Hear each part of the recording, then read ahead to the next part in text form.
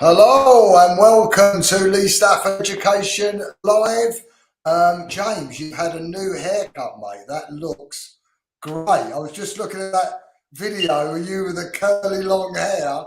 You're a different man. You're a different man. I love it. Yeah. So as usual, guys, ask as many questions as you can through the presentation. We will answer all of them. We're going to have a competition towards the end, so stay tuned for that. But without further ado, I'm going to. This man doesn't need the introduction. It's the one and only James Atkinson. Thank you very much, Lee. Lovely to have you with us again. Thank you very much for taking some time out of your day to be here with us. I just want to say hello to Bon for saying hi there, and Laura. Thank you very much, guys. Anybody else that's here with us, please say hello. It's always lovely to see those comments pop up. So today we are going to look at, well, a pretty basic technique for all intensive purposes. But the angle I want to come at it from today is that a tint can be easily replicated by a client at home if we're not careful with the way that we position ourselves with these products. Because, you know, if we walk into Boots or any supermarket now, there's absolutely shelves full of box dyes and tints. And, you know, unfortunately, the manufacturers that produce our professional colors are simultaneously stitching us up by selling the products to the consumer that they can slap on themselves at home. Now, where we need to kind of differentiate ourselves from what's possible at home is the ability to create a technique. And hi, Paula from Abingdon and Whitney. So here's the thing, right? What I'm looking at is changing the position of how and when we use a tint and to amplify the results. Now, obviously, you got lots of clients wanting grey coverage. That's probably the primary reason for tinting someone's hair. And of course, there will be those clients who just couldn't be asked to go and put a tint on their own hair, just too messy. And they don't want the stress and strain of coloring their own hair. However, there are obviously times where clients want to have something different, but they don't know what they can have. They've got fairly dark hair, and you're in a position where you can actually do a fair amount to their hair. They just don't realize it, or maybe you don't realize you can offer it to them. So hi, Claire from, where's that? Afan College. Welcome. So for me today, what we're going to look at is also a technique that is fantastic for reversing a balayage. So you've got a client, they've got really blonde hair. They want to put a darker root in. They want to create dimension and multi-tonality. So this is a good reverse balayage technique. It's a great multi-tonal tint technique. And I'm also going to show you how to create the perfect root stretch to boot. So before we do that, what I'd love to do is just to get you into a space where learning is sometimes can be difficult because we're distracted by what's happened for the last 5 or 6, 7, 8 hours, however long we've been up. So what I'd love you to do is just join me in just taking a second to state change from where we're at, which is potentially in a space of thinking about what we're going to do for dinner and all those kind of things, into a learning frame of mind. And the way we're going to do that is through a little bit of breathing practice. This is called pyramid breathing. Some of you might have seen this and some of you may not have done. And it's really, really simple. And what we're going to do is just going to close our eyes and we're going to think about breathing. So if you'd like to just close your eyes for me, it's nothing you have to do to get up. It's not strenuous. Just close your eyes and think about your own breathing. Just listen to your own breathing. Don't think about anything else. Your own breathing is all you need. And all we're going to do is concentrate on our own breathing. And so on the inhale, we're going to breathe in for 1. So we're going to, and just out again. And then the next one, we're going to breathe in for 2. And out for 2, and then in for 3, and out for 3. A longer breath out, and then we're going to go in for 2, and out for 2. Good. And we're going to take one last breath in for 1, out for 1, and then just keep your eyes closed for a second. You just want to think about your breathing for a second. Nothing else. Don't get distracted by the world around you. Just think about your breathing, and then just open your eyes, and we're going to get on with the day. Thank you very much. Hopefully Always like that start, James. Always like that start, mate. good. It just distracts you from where you were 5 minutes ago, doesn't it? Did you say that you meditate on a day-to-day basis? Breathing, yeah, breathing. More breathing practice than meditation. Yeah, definitely. And I love when do you do your breathing practice? Where? Well, I follow tutorials on YouTube, believe it or not. I'll tell you how it all happened. Obviously, I spend a lot of time on YouTube. And I got in lockdown 2 or 1, or the end of lockdown 1, actually. I stumbled across this yoga channel. And then they did this kind of meditative breathing. Anyway, because I'd watched this one particular thing, I got started recommending other things, and I came across like Wim Hof and all these kind of guys that are like heavily into breathing practices. And so I started to copy some of the tutorials that they were doing just in my loft room or sitting in the garden. And I started small, and I'm no expert by any means, but you know, I really found experts on breathing. Oh, mate, there's people got like absolutely millions of viewers on, you know, and books and God knows what on breathing, and helping you to breathe through your stomach, and not, you know, not short breathing, deep breathing all the time, and more oxygen. And you can use breathing for energy, breathing for relaxation, breathing for state change. I mean, it goes on and on. I'm not that into it. I'm not, you know, I'm no professional. You sound into it. Well, I mean, you know, you get hooked in on YouTube, don't you? You get lured in, you know, more information than you probably need. But I do enjoy it, and something that I do a lot of now to chill out or to just get ready for something. So what I've done is I've already done the back here, and I've just simply tapped a root on. I'm going to show you exactly what I did here on the back, on the front, and that's just for the virtue of time. But we're going to come in and we're just going to tap a root on. I mean, there's nothing more straightforward than this. And I always work diagonally down the head. And I'll show you what I mean by that in a second. So what I like to do is take a section that is from the tip of the hot cross bun or 4-quadrant section and work my way down the head towards the face. I'm taking about 0.5 centimetre size sections, and I'm applying to both sides of each of my sections to get maximum saturation and even colour deposit throughout my sections.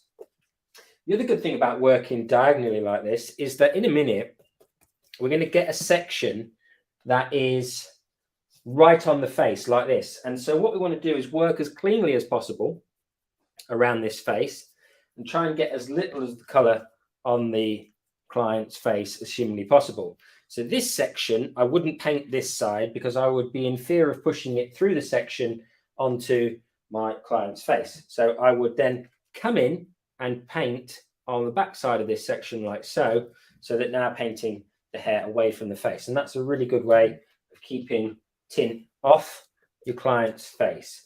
And again, as I work through here, I'm not kind of so worried about painting right onto the face there.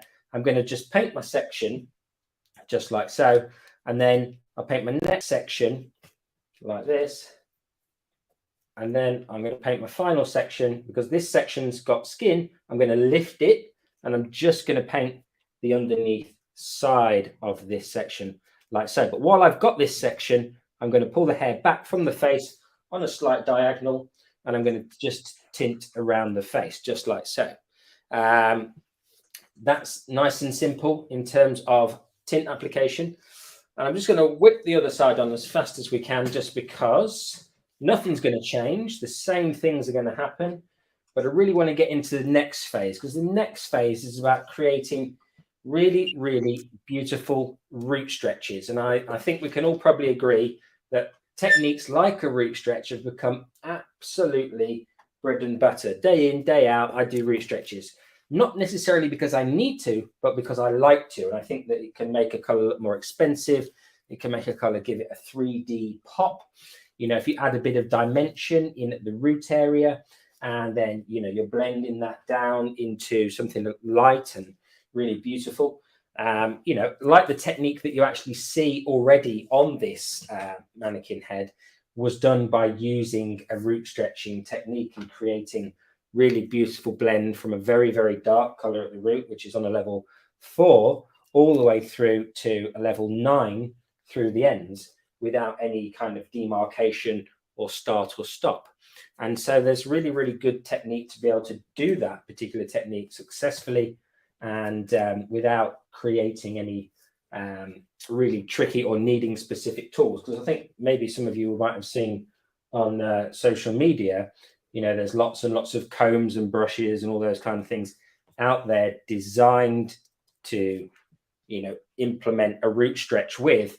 And actually, I think, you know, when we end up buying those kind of things, it's just another tool that we end up needing to have clean to hand, you know, all these kind of things. So what we're going to do, we're going to do our root stretching with a comb. Now, it can be with a tail comb. I think a tail comb's the fastest way to root stretch because you've got the tail to take your sections, but you can just do it with a big tooth comb if you want to. So I'm going to come into the back here. And what I recommend you do is grab yourself a foil and we're going to pop it on the top of the head like that. I'm going to just stick it to the root color. And we're going to take a section that's about 3 inches, 2.5 to 3 inches in depth. And the reason, obviously, we've got the foil is to protect the really blonde ends from the root color. Nothing worse than getting that on your roots. So we're just going to pop that there for a second. Lovely stuff. Okay, so this is the bit we need to just zoom in for a second and make sure that we are 100% following along. So we've got our root color applied. We're going to put our comb in horizontal to the floor. So the floor is 90 degrees horizontal to the walls. This comb's exactly the same. In, twist the comb to 45 degrees and pull down. Okay, but we're going to pull down only to the point at which we want the root stretch to stop, and then we're going to lift out. So we're going to go in, down, pull. And we just repeat that process all the way through the head. And you see how useful having the tail is there to kind of help you. I'm going to go in, tilt the comb down and pull it through. Tilt the comb down, pull it through. But we do need to make sure that we pull out the comb before we drag the product too far down the head and we interfere with our lighter ends or whatever we're going to do. Obviously, if we are tinting further down, we can start to feed the product down a bit further before we then come in with our 45-degree comb angle and pull it through. What I will recommend is, though, you make sure that the hair is not free before you start. You want to detangle it with a detangling brush prior to doing this. I just brushed it through before I put my root tint on, and that's enough. Now we're just going to feed it down and we're going to pull. And what we're looking for, and if I bring my lady a bit closer, we might be able to see it. We're looking for glossy, shiny products at the roots. We're looking for a area that goes a bit satin just past the glossy root area and then into the matte ends through the bottom there. So really, really important that we get that working nicely as we go through this particular technique. Love it. Lee at home, the kids have invaded. It's like that it's like that it's like that newsreader. It's like that newsreader. There's kids coming. Now, if you're if you get very adept at this particular technique, what you can do is just simply hold your section out of the way like this, come in with your comb and just do it much faster. You don't necessarily absolutely need the foil at this point. But if is this like a reverse balayage, James? This is like a reverse balayage, yeah. So, well, this particular phase of this particular application is just purely creating a beautiful root stretch. What we want to do is we want to create a really nice root stretch before we do anything else, because then putting the reverse balayage in or multi-tonal tint, dependent on your color choices, will be much, much easier. I mean, if we left this, we would create a nice kind of ombre effect. So is this perfect for a lady that or a guy that would like a balayage but say he's very grey at the roots naturally? Exactly that, yeah. Or somebody that's very blonde and wants to convert to a balayage, you know, with the right tone choices. You know, we can take somebody from, you know, pretty blonde down. And when I show you the finished example that I've got, I'll show you the mannequin head that I did that on that is an uncoloured version of it, because I've got two exactly the same, and you'll be able to see how that played out. Now, obviously, one of the big things that I would want to point out, the difference between a balayage and an ombre, and I think it's one of the things that can be lost even on professionals sometimes, is that an ombre is dark to light fading, whereas a balayage has the same depth at the root through the ends in chunky pieces to create multi-tonal effects. That's something that's definitely lost. Now, what I want to show you, and see if I can just focus closely onto that, which maybe it will. No. Oh, yeah, there we go. Can you see the tint build up on my comb there? So the tint has built up because I had my comb in on the head. I had it angled at 45 degrees. So this tint, getting it on the ends, would create lines of like really strong demarcation.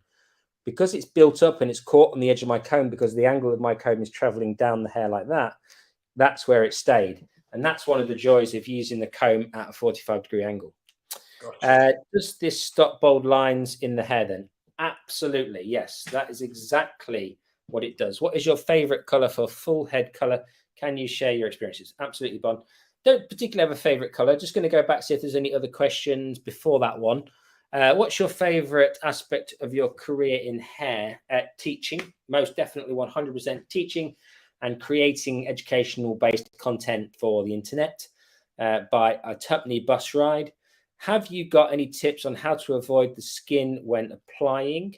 Yes, as I was saying there previously about the diagonal sections, and when you get to the hairline, make sure you've got that thin section of hair and then hold that section back away from the hairline and paint away from the face, as I demonstrated in the actual application. Thanks very much. What's your favorite type of coloring technique? Anything that's multi-tonal, to be honest. Anything that's got dimension and it looks a bit 3D and has got a bit of a pop. So anything that's along these lines is right up my street.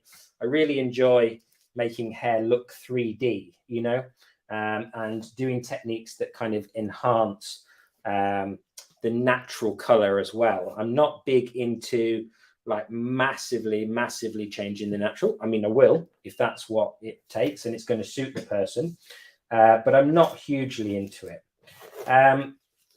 So let me just pop this forward back. Now, this is where you definitely need your hands free. So once you've put your root stretch on, put that piece of hair there, Stu. We're going to go back in and we're going to do our multi-tonal. Let's read those last couple of questions. What's your favorite color for a full head? Like I say, I don't really have a favorite. I'm just going to grab a towel, guys. 1 minute. Don't really have a favorite. I mean, it's really about what suits the client and, you know, whichever shade is suitable for the end result. I'm going to show you this with 3 colors today. Okay, so I've picked a base 4 for the roots. It's a 4-3, so 4 gold. I've got a 6-0 and a 9-0 for my end color. So that's going to be, you know, add our multi-tonal effect to the hair. If I wanted to really create strong contrast, what I'd be doing is taking this root color through these ends as well. Now, what I will say is wipe your comb before you move on, because if you get any of the root color onto the blonde, obviously you can create strong demarcation. You know, that's really obviously not what we're trying to do. We're trying to create beautiful blended results. So be really careful, mindful, and do have a spare towel to hand, especially as we get into the next phase of this particular technique, because I love to use my hands for coloring. What we're going to talk about is where we weave it. So Amanda asked, does this stop bold lines? Absolutely. And then Karis said, how much would you charge for this style? Well, it would be, again, about breaking down the cost. So it would be down to how much the products were going to cost, how much it cost to open my studio for those couple of hours.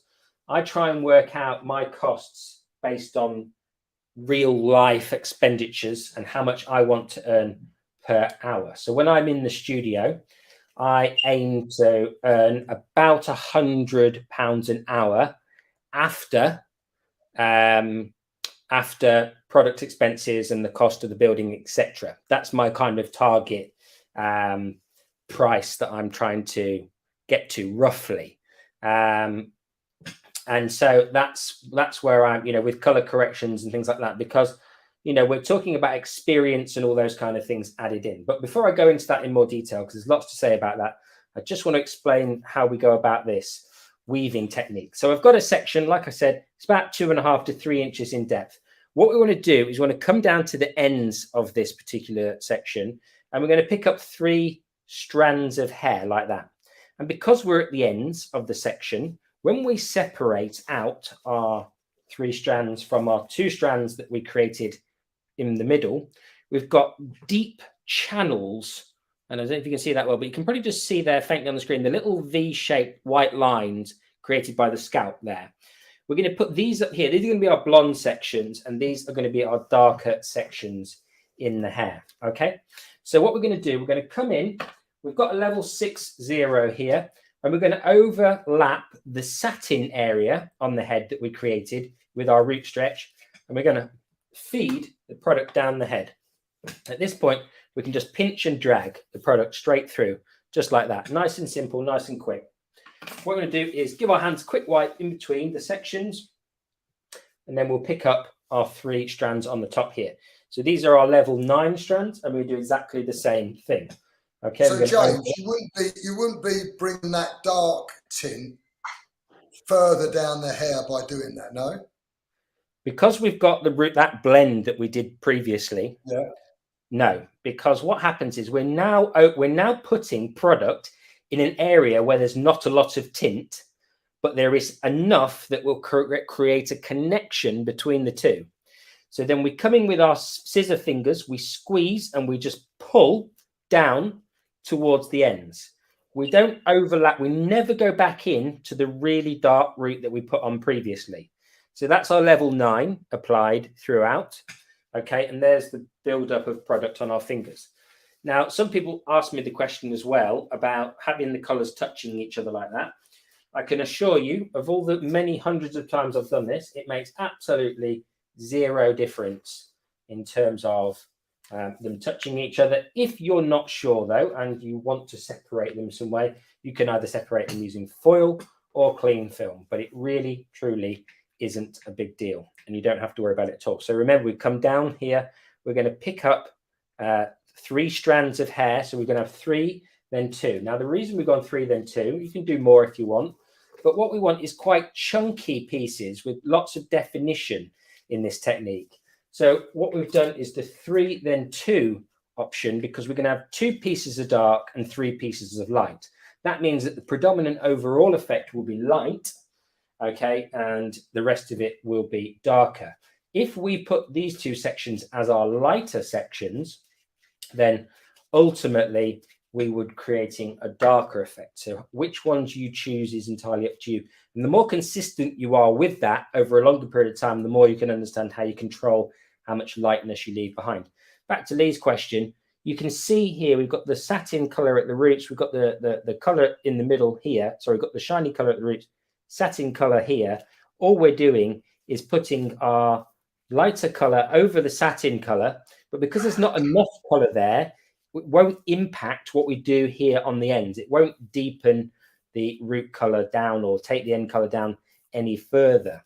So it really does blend out really seamlessly. And it's a really nice technique because it is incredibly quick and easy to do. And if you have got your root color on properly, if you've done your root stretch well, actually, this is one of those techniques that I then, when I used to work with apprentices, which I don't have apprentices at the moment, I would hand off to the apprentices right in the early phase of their careers so that they could kind of start understanding about putting colors on, because these ends can't go wrong, literally can't go wrong. Once that you learn that you can just apply to the point at which the satin color finishes and the matte color starts, and you're just feeding that product down the hair. We're not doing any mixing of colors on the head. People do all this business and start mixing and blending together. That's when you end up in your root color and you drag your root color down, you mix it into your light color, and then it starts to create muddy effects through the ends and you lose the pop. So hopefully that explains that. And in terms of charging, back to that question, and it's a really big, broad question. If you just want to know how much I'd probably charge for a technique like this, it would probably be about £220, including the blow dry, because that's how much I would need to do for a 2.5 or 2.25 hour service. So that gives you an idea. Now, that's just, for some people that's like, well, that's too much or whatever, I wouldn't pay that. That's fine. Then that's because that's how much I need to make. So that's why pricing is difficult and it's not relevant to each and every one of us. I've got clients that are, absolutely thrilled that it's £220 because they used to go up to London and spend £350. So it's all relevant to what someone's used to paying. So I think it's just swings and roundabouts. It's all about how much you're needing to charge for your own personal, results of how much you want to earn at the end of the year. It's actually just a quick conversation that me and Lee were just having just before we started. And I think it's something that's like quite overlooked in a lot of hair education. How do you charge? How much do you need to charge to make your business profitable? And then at the end of the year, get paid the sort of money that you deserve and need, or want. I always go with want. I'm a believer in wanting. You know what I mean? What you need. Yeah. But I wanna earn six figures. So therefore, that's what I'm aiming at. So there we go. How would you advise one of the students, say if they was leaving college, not so experienced as you, James? How would you advise they structure their price list? Great question, Lee. Well done. I love that question, actually. So here it is, guys. When you buy a tube of tint, you need to know exactly how much it is to cost for a quarter, a half, and obviously the whole tint. You need to know how much it is per application or milliliters of the peroxide. So most peroxide bottles are 1 litre. Most tubes of tint are like, these are big tubes. These are 100 milliliters. So there's basically 10 full tint applications in one of these tubes compared to the bottle. So then we have to subdivide the cost by 10. And so therefore you need to work out exactly what your product costs are. Know your product costs. That's the biggest thing. I know so many young hairdressers who, when you look at and sit down look at their figures and things, they're actually not charging enough for the product itself. And therefore that's impacting on their total business. So know how much your product costs are. That's a big one. If you're coloring hair, if you're not coloring hair, then it's slightly different kettle of fish. You've got very little overhead cost, then maybe a bit of shampoo and a bit of product. But that, again, you need to factor into the total cost. Let me now finish answering that question and I'll read that one. And so it's really important for me. That's your starting point. And then if you're renting a space or you're doing it in someone's home, that's free to do it in someone's home, generally speaking. But if you're renting a studio chair or, you're in a rent-a-chair salon, then obviously you need to know how much that is per hour and factor that into the cost. And then that will kind of start the foundations. And then you've got to work out how much you want per hour to, pay for your car and go on holiday and whatever. What would you say to a young person that might say, well, that's all well and good, but the salon over the road only charged £10 for a haircut. How am I going to compete? Yeah, that's a great point. The way you're going to compete is quality. With anything, isn't it? It's the next. Once people see the quality that you produce, if it's slightly more expensive, they're always willing to pay for it. It's a bit like me charging 220 odd quid for this. Lots of people could justifiably argue with me that that's outrageous, but once I've done your hair and you've had your hair done and it's cost you 220 quid, you might then feel differently about it. Does that make sense? And so it's all about quality. And so that's where being, technically sound and having your technique down and being really, really proficient and, having a strong technical background comes into play so that the quality of your work can be 10 out of 10, you know, Michelin star souffle, Michelin star omelette, and people will then see the quality and pay the extra. And that's where that's the difference. But there's guys that are charging £10. Remember, you know, those guys, their profit margins are very, very tight indeed. And they're going to have to work themselves half to death to make any money. And they probably won't make a huge amount of money at it. And there is a lot of money to be made in this industry. No matter what anybody says to you, do not believe them for 1 second. Lee is living proof of that. But I mean, even, you know, coming down from Lee's level, you know, and to people like me who easily earn 6 figures every year doing hair, you know, there is a lot of money to be made, a huge amount. You just need to position yourself right. And I tell you what, anybody that's sitting there thinking, yeah, that's good for you and Lee, you know, London, whatever, you know, Brighton, all that, I'm in wherever.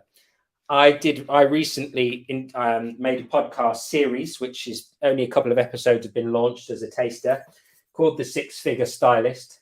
And I reached out to literally hundreds of people came forward and said, you know, that they were a 6-figure stylist and, you know, had proof of it and all this jazz, so that, you know, they could show me that they were turning over per month what it would be to take a 6-figure stylist home. And in fact, lots of them, most of them weren't in big cities or big towns. They were just normal people, you know, doing hair at a very high standard in all sorts of random locations. And the ones that came to me from really, in fact, actually a couple of people reached out to me. One was in LA. He was turning over more than $1 million a year doing clients. Wow. And I was blown away by that. I never heard of anybody with their own 2 hands turning over $1 million a year. But this guy was doing it anyway. And did you interview him? Yes, I interviewed him. Yeah. What was he like? How was he turning over £1 million? He was really nice. He was really down to earth. He basically, you know, he'd been in LA for a long, long time. He'd grown a very wealthy clientele, and he just steadily put his prices up over the years. And he, you know, attended lots of education. He was obviously charging a lot in the beginning, and you know, his prices have gone up and up, and he's worked his way up to that, you know, doing you know, $2,000 an hour appointments. Wow. Which is not bad, is it? You said you can't make money now. Yeah. But anyway, the Indie Stylist, it's called. It's a podcast series. There's a few episodes already on Spotify and Apple iTunes. But there's loads more episodes to come. I'm just getting somebody to edit the episodes at the moment. So they'll be out once a month for the next probably 2 years, really, for the amount of episodes I've got in reserve. How many episodes have you done? Done about 30. Wow. Yeah. And where did you find all these people? Facebook. Right. And what is it? Is there one trait that they all carry? They're all very passionate. They're all taking up continuous education. And you know what? This is the most amazing thing that I learned on that journey, was that only a couple of them found their clients on social media. Most of them were word of mouth. Wow. Old school word of mouth, eh? Old school word of mouth. Can you believe it? Can you, mate? Bit of old school. Right. I mean, I was blown away by that. That was one of the things that everyone just kept saying, word of mouth, word of mouth, word of mouth. And it started to become like a, you know, because I asked that question, like, where do you get your clients from? You know, because they're charging a good amount of money, these people, you know, and saying, where do you get your clients from if you're in Boston and Lincolnshire? I spoke to one woman in Boston and Lincolnshire. Now, I know Boston, and it's not, you know, it's by far the least affluent town you could ever imagine. And she's on the outside of Boston, not even in the centre. And she was doing £100,000. And, you know, and I said to her, where do you get your clients from? She said, word of mouth. My clients come from, you know, hundreds of miles around. So she's tapping into, and I thought of it like this one day. I thought of it like mining. I don't know what you know about mining oil, but if you mine oil and you've got an oil field, and your neighbor has an oil field too, you can basically, with enough technology, you can steal their oil by something called drainage. So once you've removed all the oil from your field, their oil will drain into your field. So it's about the one who gets it out of the ground the fastest, basically. And I thought of it like that, actually. If you've got great word of mouth and people start to talk and visit their friends, and their friends are really far away, and they really want a great hairdresser, then of course, what happens? Do they come? You get drainage. You steal clients from, other parts. I've got clients that come from other countries, that schedule their appointments around visiting Brighton. A few of my clients say to me, "Oh, my appointment," and then I tell my friends I'm coming to see you. I've got loads of clients from London. I've got loads of clients from Surrey, loads of clients from Hampshire, loads of clients from Kent. I've got clients from Brighton, don't get me wrong, but I am grabbing clients from within a 75-mile radius on a daily basis. Never mind the ones that are like I said, positioned in other parts of the world. So that's one of those things that we need to kind of bear in mind, is that we can reach people through just word of mouth, never mind the additional benefit of social media, in places we never thought we'd get to. So technique repeats itself through the sides here. We are just simply taking 3 strands of hair. And what we want to be careful is, and the only thing that I would recommend you watch for on the sides, is that you don't end up going too fine through the sides and losing your definition, because it is really easy as the section gets narrower here. Let me turn the head a bit more. As the section gets narrower here, what we tend to then find is that we lose definition in our sections. You can go chunkier in the back because there's just a lot more hair, but try and be careful to not go too fine through the sides. Okay, so the 3 on the top are always going to be the blonde, because I want more blonde than not in this particular look. And again, we're going to feed that product down the head, and we're just going to make sure that what we don't ever do is we don't ever apply our color to the root area, then drag it down. We're simply applying it to the point at which the satin color finishes.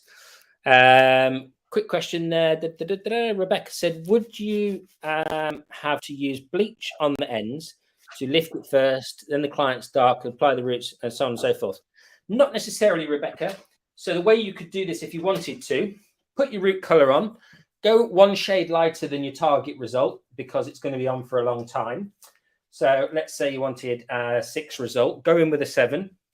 Or if you're a bit worried about doing that, you can start with try and go in half 6, half 7. That will buy you a bit more time. And then what you can do, and I do this a lot on clients, is I come in and I take my base color or another color, or even leave this with just maybe a gloss on it if I like the natural color that's through the ends. Come in, apply that color down, feed it through, same technique, nothing really changes. It's all very simple and straightforward.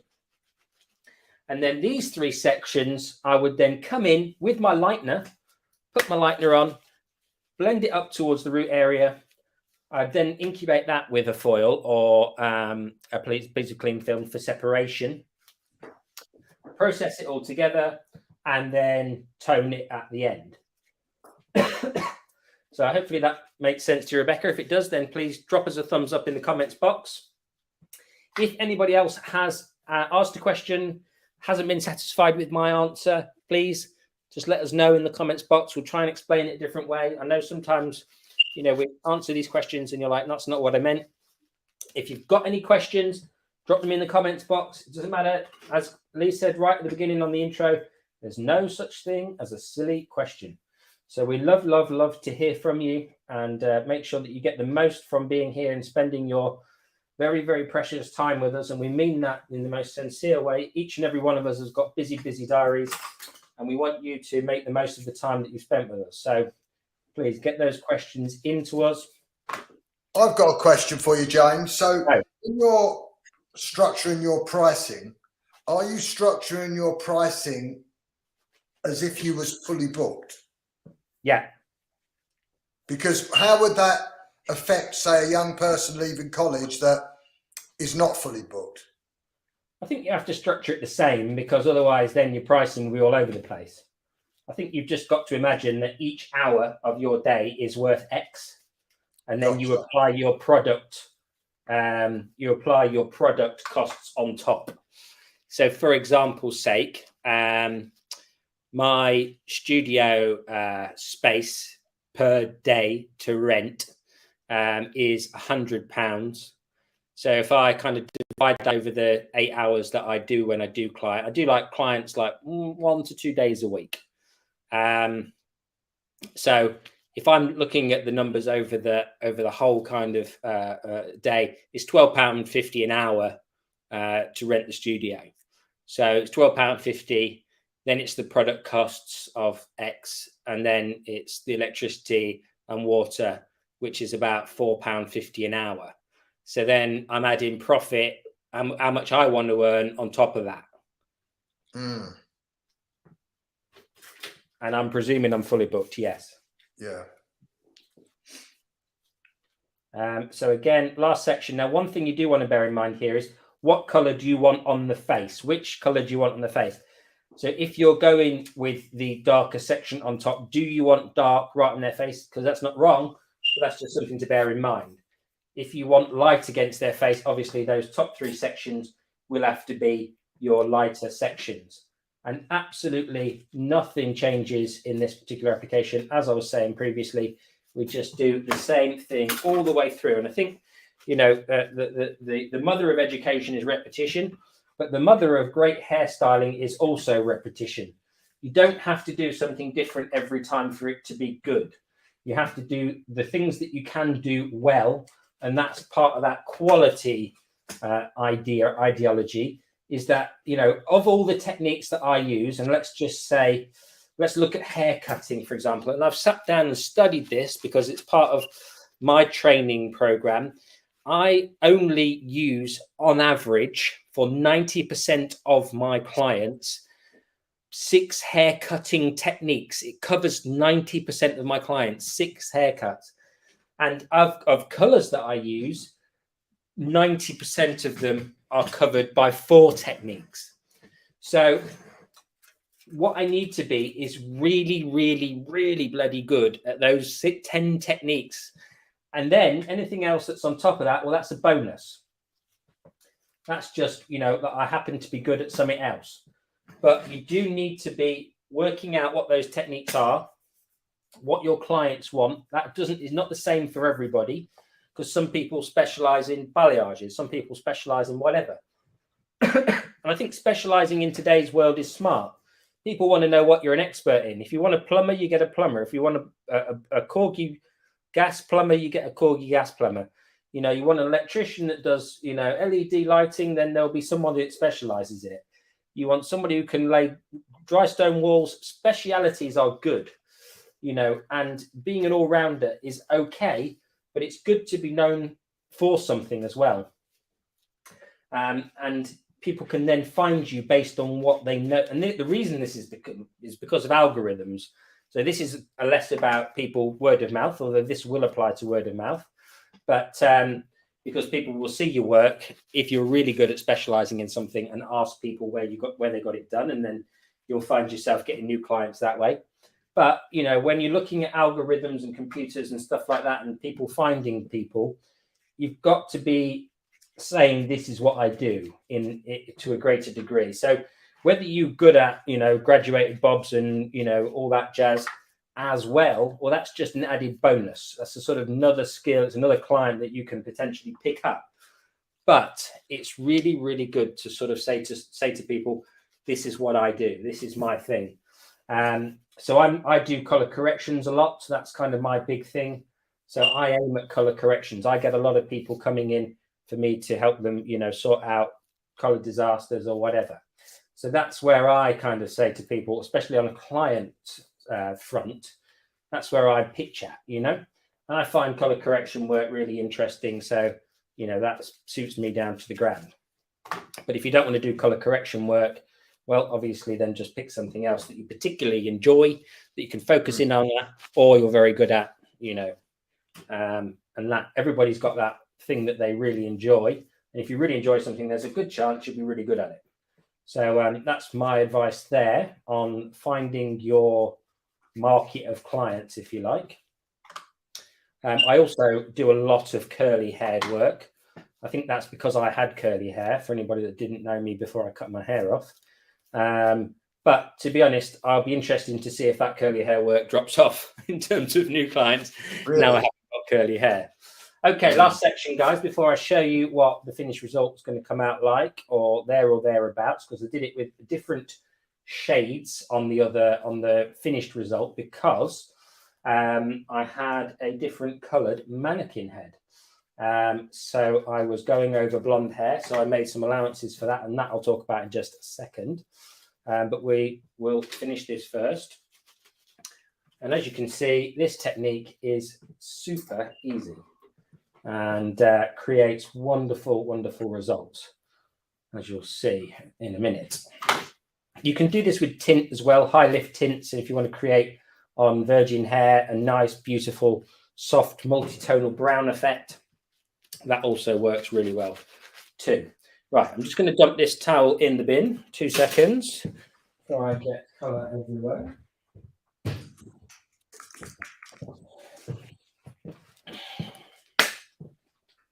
So a quick question, guys. Today's competition. I started my career, the first salon I ever worked in for a goodie box of Lee Stafford products. The first salon I ever worked in was called what?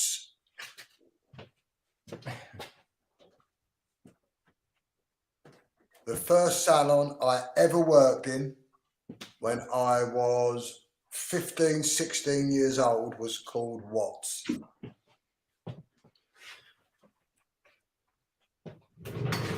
So just while you're thinking about that, guys, this is what I started with, just so you can see. I'll show you the result in a minute, but this is what I started with. So I used different colors, and I want to show you what I started with so I can talk about the colors that I used.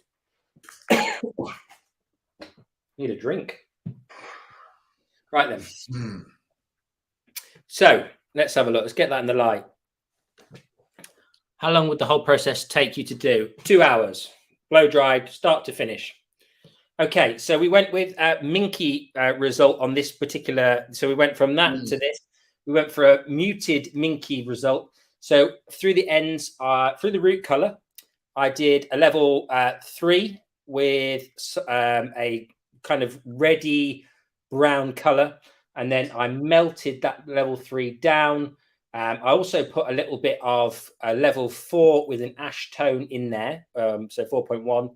And then I melted the two together through here, and then I used a 9.1 over this kind of color hair, so quite yellowy, and obviously a lot of people worry about it going green. I used a 9.1 with a drop of a 9 copper, just a tiny bit, just to prevent it from going green. And then I used a secondary color of a level 7 with a neutral natural tone. So that's how we created the kind of multi-tonal depth and control through here. So we've gone from, and one of the reasons I wanted to show this particular color result is because a lot of people think that if we're going from very blonde like this to very dark or darker, that we need to add a lot of warmth, a lot of red, and we need a red result. But we don't.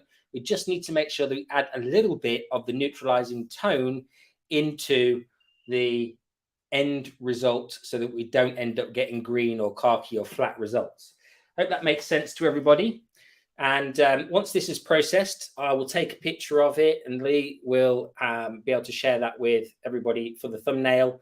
So you'll be able to see the finished result of this one once it's all done and dusted. I'll also post this over on my Instagram, which is The Life of Hair, with underscores underneath each of so it's underscore, so it's the life, the underscore, life underscore of underscore hair.